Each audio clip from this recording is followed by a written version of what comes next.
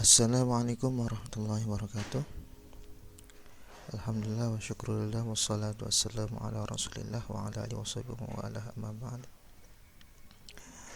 Selamat pagi semuanya, para pendengar setia, para penonton setia, Kang Insif. Ya, kembali bersama saya Kang Insif selaku penyuluh agama Islam, pengajar kitab kuning dan aktif dalam Rijalul Ansar Kedung Banteng. Pada kesempatan kali ini saya akan menjelaskan dan menerangkan ngaji jurumiyah. Jadi pada tahap ini pertama yang akan saya kupas dan akan saya jelaskan tentang kitab jurumiyah. Kitab jurumiyah itu sebenarnya apa? Kitab jurumiyah itu adalah kitab yang fokus dalam mempelajari nahwu atau gramatikal Arab. Dan kitab jurumiyah dikarang oleh Syekh Ibnu Al-Jurumi. Beliau seorang ulama terkemuka ahli gramatikal Arab, dan beliau membuat kitab matan yang dinamakan dengan matan jurumiyah. Oke, langsung saja kita bersama mempelajari materi tentang kitab jurumiyah.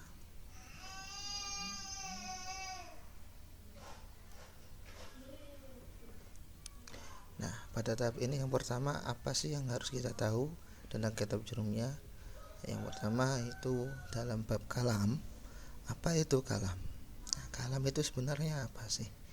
Nah, kalam dalam istilah bahasa Arab dan kalimat itu dalam istilah bahasa Indonesia, yaitu suatu kumpulan dari lafadz murakkab, mufid dan wadha'. Makanya di sini al-kalam huwa al-lafzul murakkabul mufidu bil wad'i. Jadi kalam itu terdiri dari lafadz, murakkab, mufid dan wadha'. Dan lafadz sendiri itu apa? Lafadz merupakan suara yang terbentuk dari huruf hijaiyah seperti qaf, alif dan mim. Yang penting berupa huruf hijaiyah, dan itu disebut dengan lafadz. Itulah yang dinamakan lafadz, seperti qaf, alif, mim, kemudian wawu. Ya, yang penting suara, ada suaranya, kemudian ada huruf hijaiyah yang keluar dari suara itu. Mengapa kok huruf hijaiyah bukan huruf abjad, abad, a, b, c, d, e, f, g, h, i dan seterusnya? Karena di sini kita akan yang pelajari yaitu gramatikal Arab, bukan mempelajari tentang grammar atau gramatikal dari bahasa Indonesia atau gramatikal dari bahasa Inggris, tapi gramatikal Arab. Sehingga lafadz itu suara yang terbentuk dari huruf hijaiyah seperti qaf, alif dan mim. Yang kedua, murakkab. Murakkab merupakan suatu susunan dari kalimat seperti kalimat fi'il, koma, dan kalimat isim zaidun. Kalimat fi'il dalam bahasa kita diartikan dengan kata kerja, ya, kata kerja. Kemudian kalimat isim itu dalam bahasa kita diartikan dengan kata benda. Jadi maksud murakkab intinya ada dua susunan kalimat, ada kata benda, ada kata kerja, ya otomatis disebut dengan SP lah, subjek predikat. Predikat berarti kata kerjanya, subjeknya kata bendanya. Nah, di sini menggunakan istilah kalimat fi'il dan kalimat isim.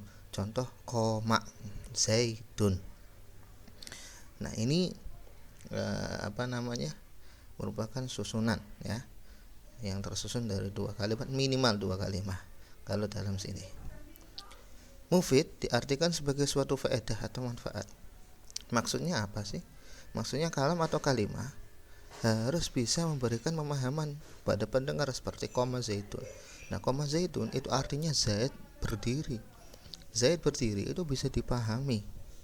Ketika saya ucapkan berdiri, apakah bisa dipahami? Siapa yang berdiri? Ketika saya katakan Zaid, loh, Zaid, apa yang dilakukan Zaid? Nah, ketika hanya satu kata atau kata yang tidak bisa memberikan pemahaman, itu tidak bisa disebut dengan mufid.